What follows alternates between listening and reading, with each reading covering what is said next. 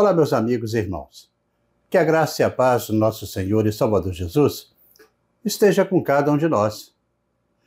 Começamos aqui mais uma lição da revista Palavra e Vida, produzida pelo Departamento de Educação Cristã, juntamente com o Departamento de Comunicação da Convenção Batista Fluminense.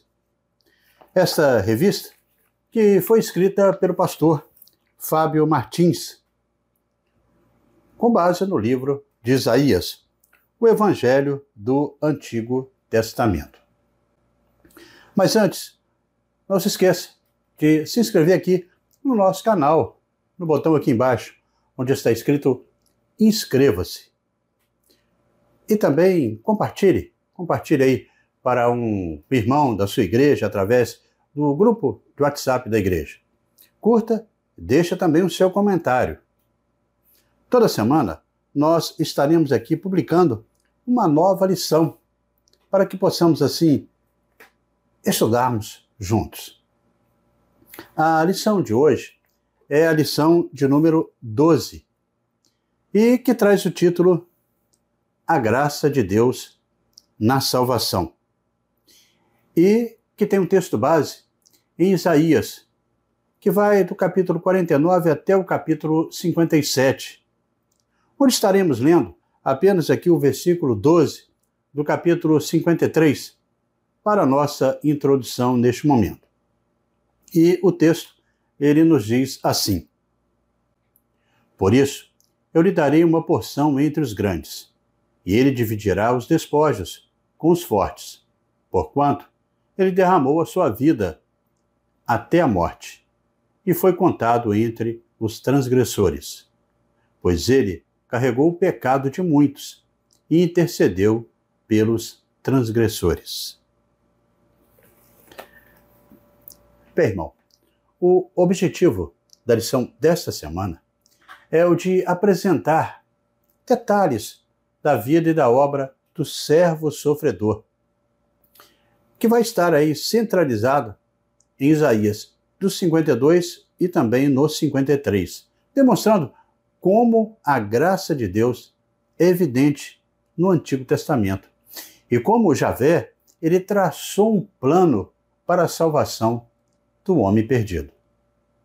Com o estudo de hoje, nós poderemos assim compreender a missão do servo do Senhor como Salvador para Israel e as nações.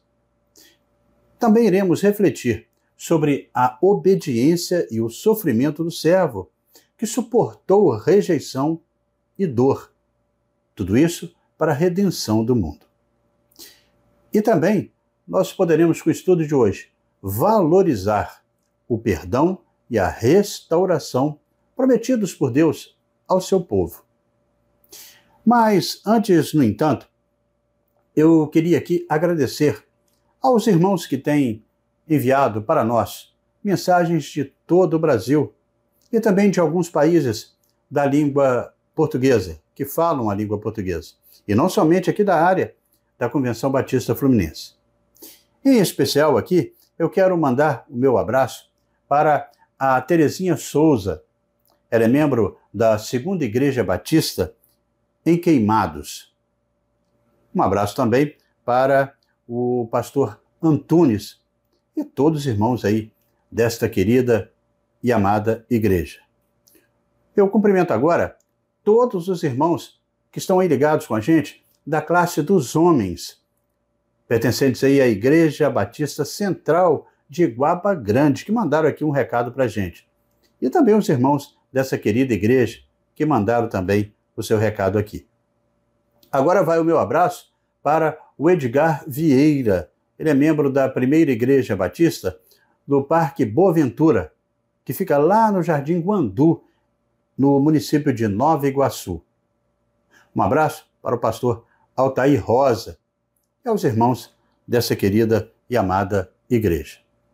Meu abraço também para o Flávio Muros. Ele é membro da 1ª Igreja Batista, que fica na Fazendinha, em Araruama. Um recado para você. Quando você mandar aqui o seu recadinho aqui, o seu comentário, não esqueça de colocar de onde você é, qual igreja você pertence e também de se inscrever aqui no nosso canal. E você que já se inscreveu, verifique aí se ainda está inscrito. Bem, irmãos, na lição de hoje, nós veremos que o conjunto de capítulos que nós estaremos estudando vai dar aí uma continuidade aqui àquelas passagens proféticas encontradas no livro dos Cânticos do Servo Sofredor, que faz esse bojo aí de Isaías. Esse trecho, ele aborda temas como a obediência inabalável ao plano divino, o sofrimento injusto como meio de salvação e a redenção, como também a restauração que vem por meio do sacrifício e a esperança que surge mesmo em meio à dor. A gente estudando essa parte de Isaías, nós veremos inúmeros intérpretes que reconhecem e aceitam que este servo é uma clara referência a Jesus Cristo, especialmente quando os cânticos eles dizem respeito ao sofrimento, dizem respeito à morte do servo em favor do pecado do povo. No entanto, o servo ele também pode ser entendido em um sentido mais amplo, como representando o próprio Israel, que, ao passar por algumas tribulações e também sofrimento, seria restaurado e usado por Deus para ser luz às nações. E aí a gente pode entender também que somos nós, o novo Israel de Deus. Assim, o servo sofredor não é apenas um indivíduo, mas também um reflexo de uma nação chamada para cumprir uma dívida. E essa dívida está dentro de um contexto da missão divina, que é levar a mensagem de Deus ao mundo. É a redenção providenciada mediante a graça do Senhor Jesus, que veio como oferta perfeita diante de Deus. Uma oferta suficiente para perdoar todos os pecados da humanidade e salvar a todos os que nele creem. E é sobre este tema que nós estaremos estudando a partir de agora. Desta maneira, chegamos ao primeiro tópico da nossa lição e que traz o título O Servo do Senhor, luz, o traje e conforto. O servo do Senhor, luz, o traje e conforto. Que começa aí no versículo 1 do capítulo 49 e vai até o versículo 12 do capítulo 52 de Isaías. Nós já vimos na lição anterior que em relação ao argumento contra a idolatria, este tema ele foi concluído. E dessa forma, neste tópico, nós veremos que Isaías agora ele volta a sua atenção ao quadro particular do Israel ideal e o verdadeiro servo do Senhor. Dessa maneira, o servo apresentado aqui em Isaías 49, que vai do versículo 1 até o 7, recebeu o chamado de Deus, quando ainda estava no ventre da sua mãe. Ele teve um ministério frustrante, de maneira que sofreu e preocupou-se que talvez o seu trabalho tivesse sido em vão. Este é o tema assim verificado nesse texto. Certamente, Deus estava com ele. Mas como? Deus respondeu dando-lhe uma missão ainda maior. Ele não apenas seria o servo de Deus para Israel, mas ele seria o servo de Deus para todas as nações e até os confins da terra. Aqui, o Messias ele é introduzido como se ele próprio estivesse falando e relatando o objetivo da sua missão, com seu trabalho amoroso, perdido, seu senso de fracasso compreendido, mas confiando na recompensa divina final no plano salvífico de Deus para a humanidade.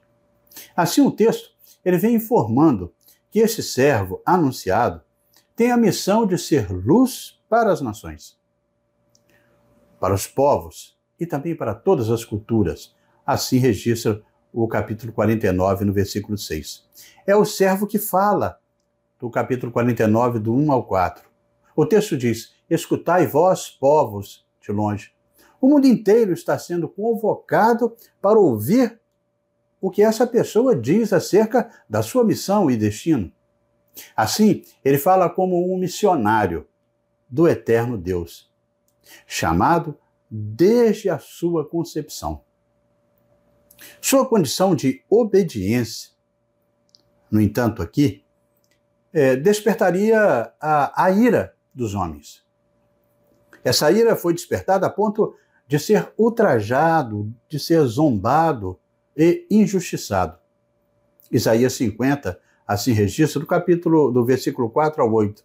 Ele afirma que, apesar das dificuldades, Deus é quem o sustenta e que a sua missão é fielmente cumprida independentemente do reconhecimento, diante de um cenário caótico e desafiador. O Senhor, ele anuncia conforto a Sião. Isaías, nos capítulos 51 e 52, destaca esse conforto.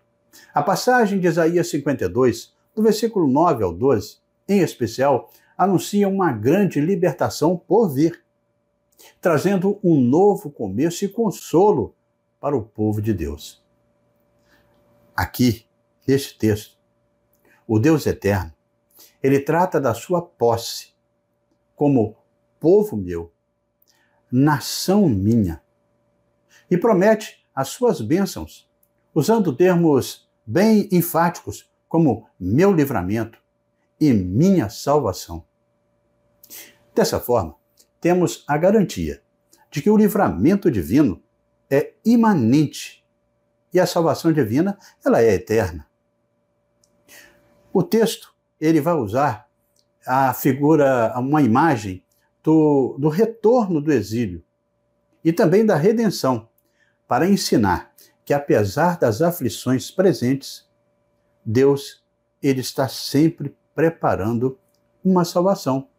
E, neste caso, a salvação maravilhosa para aqueles que o buscam. A redenção trará não só a libertação física, mas também uma restauração espiritual, que afetará também o emocional. Aprendemos que Deus ele capacita, que ele fortalece os fiéis em tempos que são adversos. O sofrimento não é uma evidência da ausência de Deus, todavia uma oportunidade de experimentar a sua fidelidade. Além disso, como servos do Senhor, nós poderemos nos consolar, sabendo que a redenção em Cristo Jesus traz não apenas o perdão dos pecados, mas também traz a renovação, traz consigo a restauração em todas as instâncias, promovendo aqui a esperança, a paz e também a alegria. A mensagem desse texto, desse trecho aqui de Isaías, pode ser resumida na seguinte premissa, em Isaías 51, do versículo 12 ao 16. Esquecer Deus, produz medo no homem. A mensagem divina de consolação aqui é: eu sou o seu consolador. Então por que temer, ó homem mortal? Assim está no versículo 12. Como diz também, não esqueça do seu Criador e não tema o angustiador. No versículo 13, assim destaca. No versículo 14, destaca que o livramento chega depressa. Já no 15, diz que eu sou seu Deus, cujo nome é o Senhor dos Exércitos. Você tem a minha mensagem, minha proteção, minha aliança e todos os recursos do seu Criador. Assim destaca o versículo 16.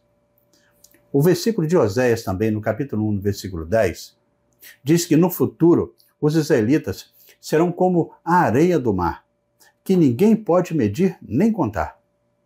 E no mesmo lugar onde lhe foi dito, vocês já não são o meu povo, também lhe será dito, vocês são filhos do Deus vivo. Por outro lado, assim como o povo de Israel foi chamado para ser luz para as nações, a igreja do Senhor Jesus, o novo Israel de Deus, foi chamado também para compartilhar as boas novas, o evangelho com todas as pessoas sem distinção. Os mensageiros de Isaías, no capítulo 52, no versículo de 7 e 8, quando diz que eles são os belos representantes da paz, unidos em voz e visão, sou eu e você. Somos todos nós a igreja do Senhor. Aqui está a caracterização de Deus de todos os verdadeiros evangelistas.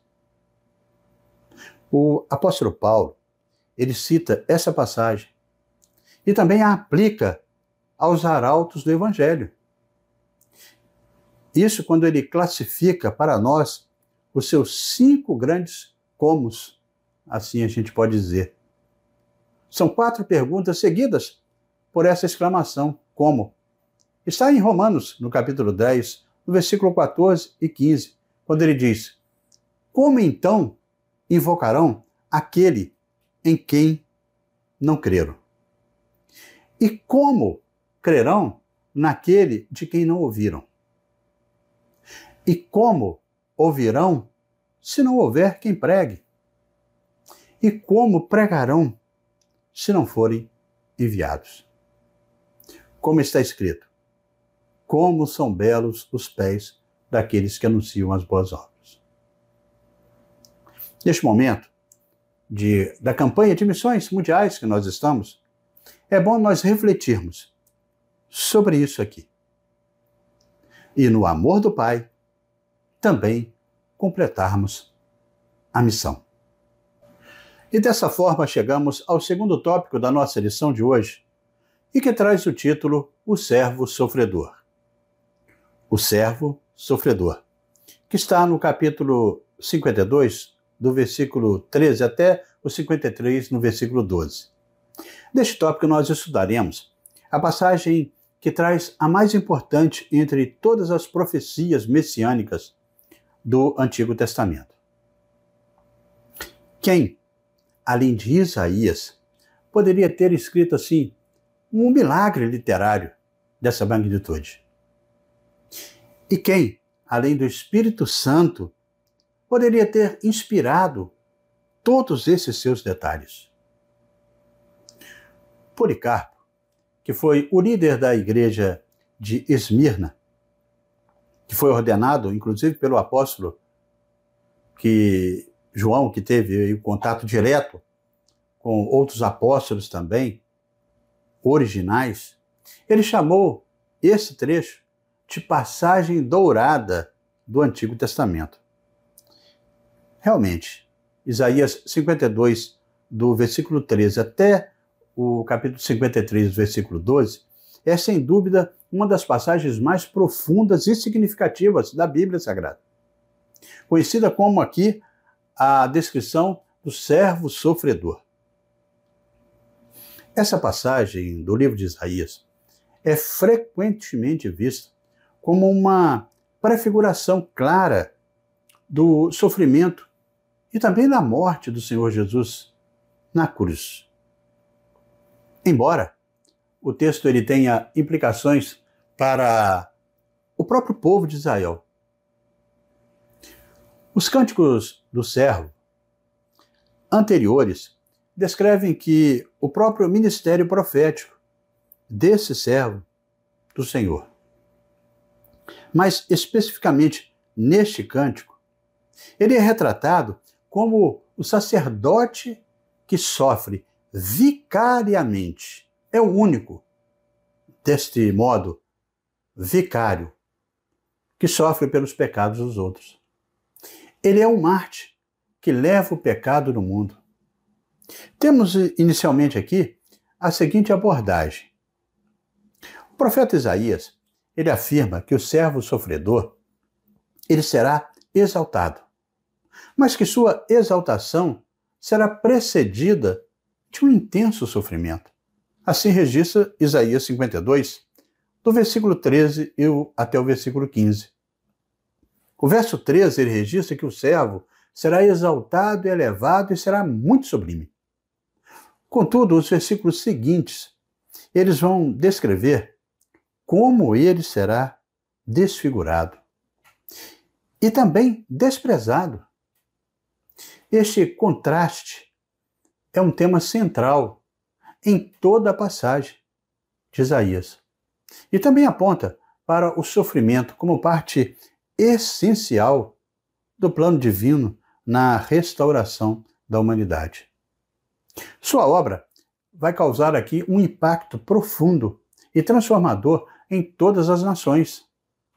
O capítulo 52, versículo 15, diz que aspergirá muitas nações, apontando para o fato de que Cristo traria reconciliação e justiça, não apenas para Israel, mas para todos os povos. Os povos reagiriam com desprezo diante da sua aparência, nada atraente. Assim diz o capítulo 53, do versículo 1 ao 3. A rejeição é uma característica central da missão do servo. Ele será preterido, escarnecido e também crucificado. Embora portador de uma mensagem de esperança, ele seria rejeitado. Rejeitado pelo mundo, por ser considerado insignificante e desvalorizado. Rejeitar ao servo sofredor é, em última análise, abrir mão da própria salvação. A realidade de rejeição não deve nos desanimar na honrosa missão de servir a Deus. Afinal, a nossa tarefa independe do aceite humano. Nessa passagem aqui, é uma passagem significativa, falam 4 vozes. Em primeiro lugar, Deus fala, no capítulo 52, versículo 13 ao 15, apresentando o seu servo. O imperativo divino é: eis meu servo, assim destaca o capítulo 52, versículo 13. E a mensagem divina é que o sofrimento, ele é proveitoso e o sacrifício, ele é prático. Em segundo lugar, a consciência da humanidade responde: quem deu crédito? Assim está registrado no capítulo 53, do versículo 1 ao 3. Reconhecendo que deixaram o olho enganar, o cerne da compreensão, admitindo que todos os homens foram indiferentes. Isso em relação a esse sofredor divino. E confessando a consciência comum da culpa. Assim, despertos, o texto ele traz: verdadeiramente ele tomou sobre si as nossas enfermidades. Capítulo 53, versículo do 4 ao 6. Reconhecendo que a mão de Deus estava de fato sobre o servo. E o motivo era o pecado da humanidade. Esse pecado era nosso e não dele. Em terceiro lugar, o profeta ele enumera as circunstâncias da morte. No capítulo 53, versículos 7 ao 10, que pode ser aí brevemente resumidas na observação de que, quando oprimido, o servo divino humilhou-se a si mesmo até a morte, como está registrado em Filipenses, no capítulo 2, no versículo 8. Em quarto lugar, Deus novamente fala, dando o veredito final, no capítulo 53, versículo 11 ao 12, e confirmando o propósito divino anunciado no versículo 10. Assim, a passagem ela começa e termina com a fala de Deus. Isaías estava bem consciente de que o nosso Deus, ele é comunicativo. Diferente dos que não falam e também que nem ouvem, como os deuses pagãos. É importante registrar que o sofrimento do servo, ele é vicário, ou seja, ele sofre em lugar de outros. Como diz o capítulo 53, versículo 4 e 6. E silenciosamente, como está registrado nos versículos 7 e 9, tomando sobre si todas as mazelas, como registra o versículo 4.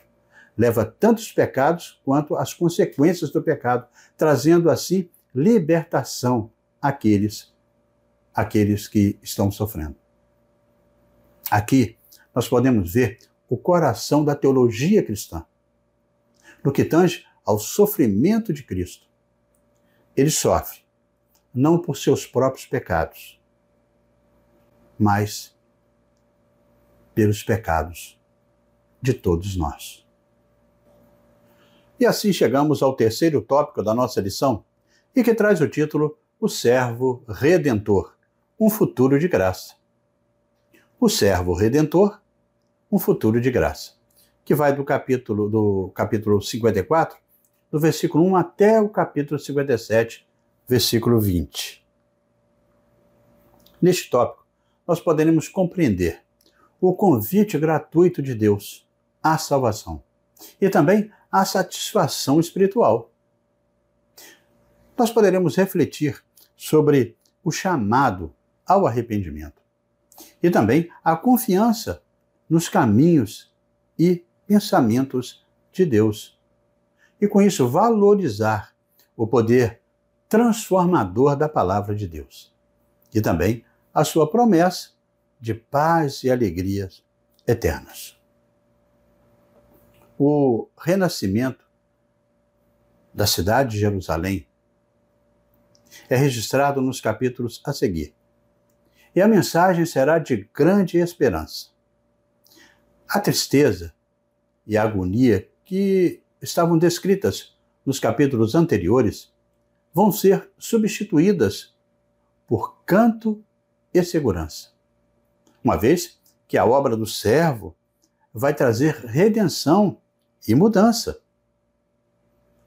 Este poema, ele cumpre a ordem de Isaías 40, no versículo 1, quando diz: consolai, consolai o meu povo, diz o vosso Deus. É uma forma consoladora e de amor em referência ao povo de Deus. Nessa mensagem de consolação, nós temos aqui o simbolismo duplo da noiva e também da cidade. A noiva, ela é cortejada novamente e casa-se outra vez. A cidade, ela é reedificada e está resplandecente. Assim temos uma metáfora de casamento, em primeiro lugar, e de uma nova Jerusalém, em segundo lugar. O profeta Isaías, ele nos apresenta um vislumbre da bem-aventurança do novo povo de Deus, do novo Israel. A posteridade do servo sofredor inclui uma multidão de servos seus, que são seus filhos. Em Isaías 53:11, o fruto do trabalho do Messias resultou em muitos filhos em justiça. Aqui, o eterno Deus, ele convida a sua esposa, a sua igreja, a cantar alegremente, porque se tornará fértil outra vez e experimentará paz e prosperidade. É uma prévia radiante aí da felicidade vindoura de Sião. E aqui é um vislumbre no novo Israel de Deus. Inicialmente, nós temos que o Senhor, ele proporcionará restauração e também esperança aos desanimados. Assim está em Isaías 54, do versículo 1 ao 10. Isaías, ele compara Israel com uma mulher estéril, que em tempos de restauração dará à luz muitos filhos. A lição aqui é que, mesmo nas situações mais desesperadoras e também inoportunas, Deus pode trazer renovação. A promessa de Deus é que Ele transformará a desolação e a esterilidade em prosperidade e de bênçãos. Sua fidelidade será mencionada nos versos que vão ser subsequentes aí, no capítulo 54, no versículo 11 até o 17, onde assegura que a sua aliança com o seu povo ela é eterna e imutável. Ele promete um compromisso contínuo de amor e proteção, independentemente das dificuldades diárias. Nós somos lembrados aqui de que mesmo quando as circunstâncias elas parecem desmoronar, Deus ele permanece fiel à sua palavra e também fiel aos seus planos para nós. São inabaláveis. Aplicado à igreja de hoje, o chamado é para alargar as cordas do seu amor e firmar as estacas dos seus propósitos. Não se deve permitir que as igrejas se tornem capelas privadas para uma sociedade fechada. A igreja também não deve ser um agressor imperialista. Ela se expande pelo seu evangelismo, pela sua missão, em que seus filhos se tornam ganhadores de almas. A graça ofertada a todos aparece em Isaías, no capítulo 55. Há um convite aqui para que as pessoas se arrependam e voltem para Deus. Aprendemos acerca do valor do arrependimento e também da busca ativa por Deus.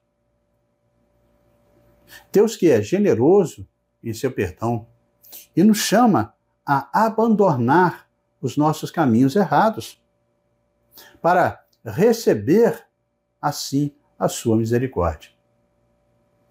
Sempre haverá perdão àqueles que, sinceramente, e é claro, de coração, apelarem ao perdão, apelarem para a restauração do alto. Por essa razão, a idolatria e confiança em coisas que são temporais devem ser abandonadas. Afinal, isso tudo leva à destruição, como está registrado em Isaías 57, do versículo 3 até o versículo 13. Deus é o único digno de nossa dependência e devoção.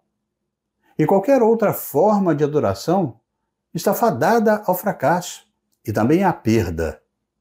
Devemos viver com os olhos fixos nele, não em coisas passageiras, mesmo em meio às dificuldades.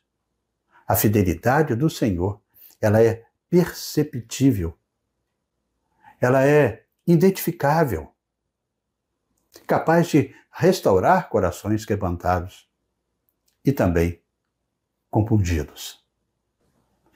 E neste caminhar chegamos à conclusão desta 12ª lição deste primeiro trimestre da revista Palavra e Vida. Nestes capítulos de Isaías, os quais nós estudamos hoje, vimos eles repletos de esperança e também misericórdia, no qual Deus convida todos nós a se aproximarem dele, para assim encontrar salvação, encontrar satisfação e uma vida renovada. Com isso, desfrutando da superioridade dos caminhos e pensamentos divinos.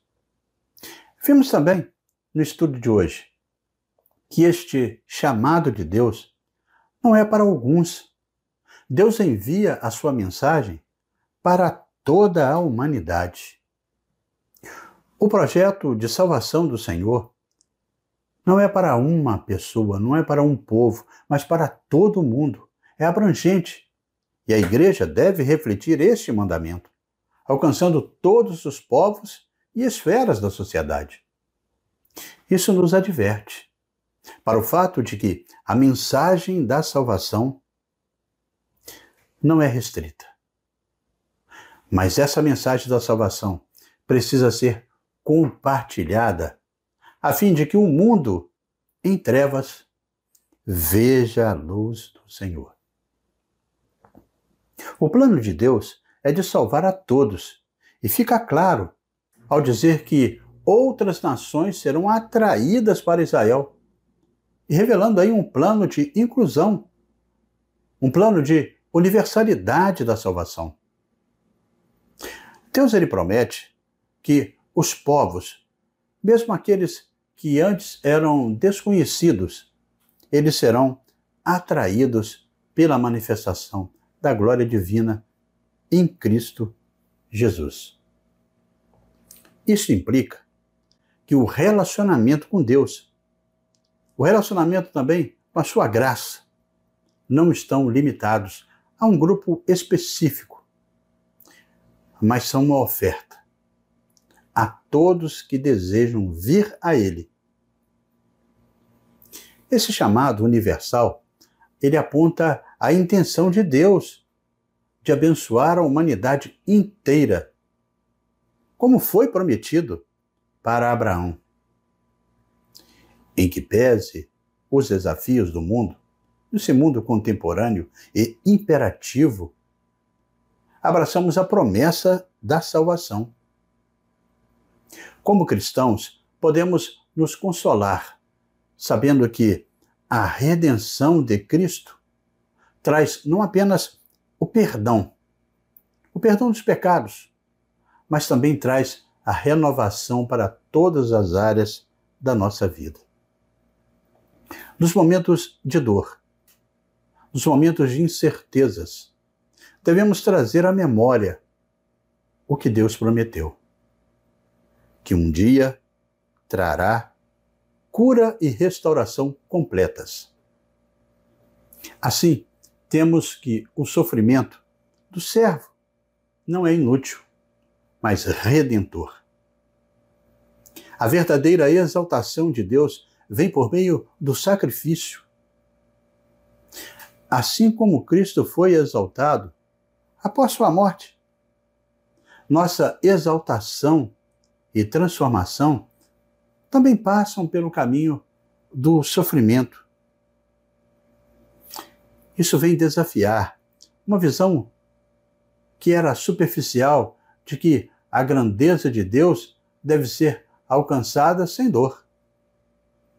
Por outro lado, essa obra deve nos impulsionar a viver com gratidão, a vivermos com confiança e paciência, sabendo que o Senhor, Ele usa o nosso sofrimento para cumprir o seu plano soberano, que é não só nos salvar, mas salvar toda a humanidade. E dessa forma, chegamos ao nosso momento para pensar e agir com 3 reflexões propostas pelo pastor Fábio Martins. A primeira reflexão indaga como o desafio de ser luz para as nações impacta a sua vida e o comprometimento com o Evangelho. Na segunda reflexão, questiona como você tem lidado com os tempos adversos de sofrimento. Como essa condição tem contribuído para a glorificação do nome do Senhor por intermédio da sua vida. E, na terceira e última reflexão destaca que o amor e a graça de Deus são manifestas de forma inequívoca no sacrifício de Cristo Jesus. E aí vai uma indagação. Como essa realidade ela tem influenciado a você numa vida de adoração e fidelidade ao Senhor?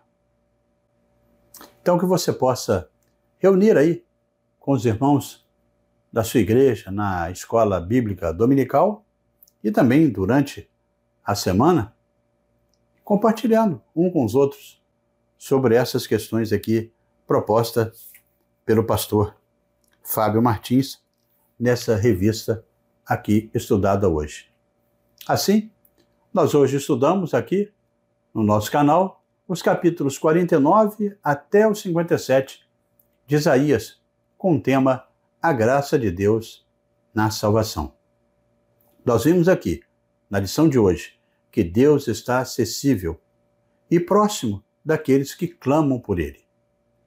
Há sempre uma oportunidade para buscar a Deus, para procurar sinceramente a sua presença. O pecador, ele deve buscar a Deus enquanto está em vigor a promessa de ouvi-lo, conforme registra Oséias no capítulo 3, no versículo 5, onde diz: Mas virá o tempo em que o povo de Israel voltará a adorar o Senhor, o Deus deles, e eles serão governados por um descendente do rei Davi. O tempo para se receber a salvação tem limite, pois chegará o dia em que o Senhor não será mais achado, como registra Hebreus, no capítulo 3, dos versículos 7 ao 9, que diz, versículo 7, assim como diz o Espírito Santo, hoje, se vocês ouvirem a sua voz, versículo 8, não endureçam o coração, como na rebelião, durante o tempo da provação no deserto. Versículo 9, onde os seus antepassados me tentaram, pondo-me à prova, apesar de durante 40 anos terem visto o que eu fiz. Então, irmãos, que possamos assim meditar naquilo tudo que estudamos na lição de hoje. E assim, amigos e irmãos, terminamos mais uma lição da revista Palavra e Vida. Mas antes de você sair, eu te convido a se inscrever no nosso canal, no botão aqui embaixo, onde está escrito Inscreva-se. E confira se ainda está inscrito.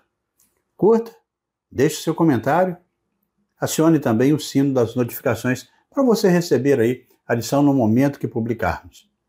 E não esqueça, compartilhe também para que mais pessoas possam desfrutar do conteúdo para edificação de cada um no estudo aí, na aprendizagem da Palavra de Deus. Na próxima semana, nós estaremos aqui publicando mais uma lição. Estaremos estudando a lição de número 13, com o título A Glória de Deus na Restauração. E é claro, estaremos publicando aqui essa nova lição, se Deus assim nos permitir. Amém?